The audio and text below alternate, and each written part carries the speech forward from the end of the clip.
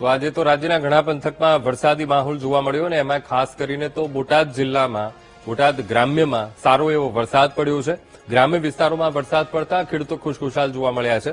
વાવણી લાયક વરસાદ નથી પડ્યો પણ અમુક પાકને ચોક્કસથી જીવતદાન મળશે તેવું ખેડૂતો કહી રહ્યા છે। નીચાણવાળા વિસ્તારોમાં પાણી ભરાયા છે, ખેતરોમાં પાણી ભરાઈ ગયા છે, ત્યારે ક્યાં કેવી સ્થિતિ છે એ સમજવાનો પ્રયત્ન કરીશું કે આગામી સમયમાં વરસાદ કેવો રહેવાનો છે વીંડી એપ્લિકેશનના માધ્યમથી સમજીએ।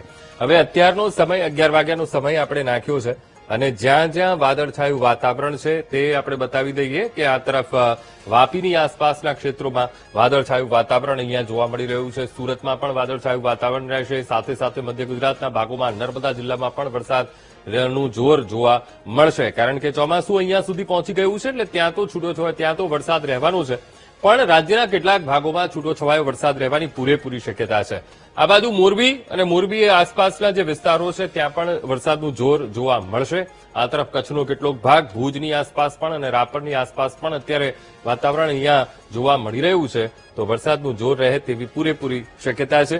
સાંજનો 4 વાગ્યાનો આપણે સમય નાખીએ છીએ। 4 વાગ્યાના સમયમાં મહુવાનો પંથક અને સાથે સાથે રાજુલા આસપાસનો ક્ષેત્ર એરિયા, તળાજા અને ત્યાં પણ વરસાદી માહોલ રહેશે, એટલે કે ગાજવીજ સાથે વરસાદ પડે, છૂટોછવાયો વરસાદ રહેવાનો છે।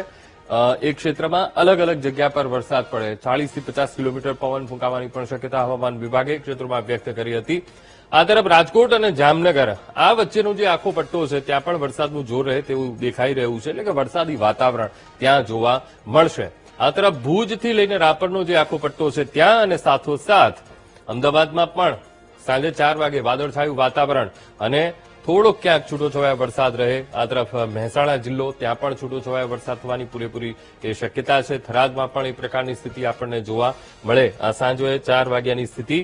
રાતની સ્થિતિ શું કહે છે? રાત્રે 9 વાગે બોટાદ જિલ્લામાં થોડોક વરસાદ રહેશે, રાજકોટ અને સાથે સાથે સુરેન્દ્રનગર જિલ્લામાં પણ થોડુંક વરસાદનું જોર આપણને જોવા મળશે, એટલે છૂટોછવાયો વરસાદ આ તરફ મહેસાણા છે અને આ તરફ સાબરકાંઠા, બનાસકાંઠામાં પણ વરસાદનું જોર રહે એવી શક્યતા છે। છૂટોછવાયો વરસાદ છે। આવતીકાલની સ્થિતિ જોઈ લઈએ। આવતીકાલની સ્થિતિમાં લગભગ 11 વાગ્યાનો આપણે સમય નાખ્યો છે, તો સુરત અને દક્ષિણ ગુજરાતમાં એ જોર રહેશે, કારણ કે ચોમાસું અહીંયા પહોંચી ગયું છે અને ચોમાસાના જોરને કારણે અહીંયા સારો વરસાદ એ ક્ષેત્રોમાં રહેવાનો છે। તો આ તરફ મધ્ય ગુજરાતમાં થોડાક અંશે વરસાદ રહેશે, પણ આવતીકાલે ઓવરઓલ ચોખ્ખો વિસ્તાર દેખાય છે, પણ સાંજના 4 વાગે વાતાવરણ પલટવાની એ પૂરેપૂરી શક્યતા છે। આ બાજુ રાજુલા અને ગીર સોમનાથ પંથક ત્યાં પણ વરસાદનું જોર રહે તેવી પૂરેપૂરી શક્યતા છે। ભાવનગર છે, આ તરફ બોટાદ જિલ્લો છે, એ બોટાદ જિલ્લામાં પણ વરસાદનું જોર રહે। આ બોટાદ જિલ્લો અહીંયા છે એટલે વરસાદનું જોર રહે તેવી પૂરેપૂરી શક્યતા છે।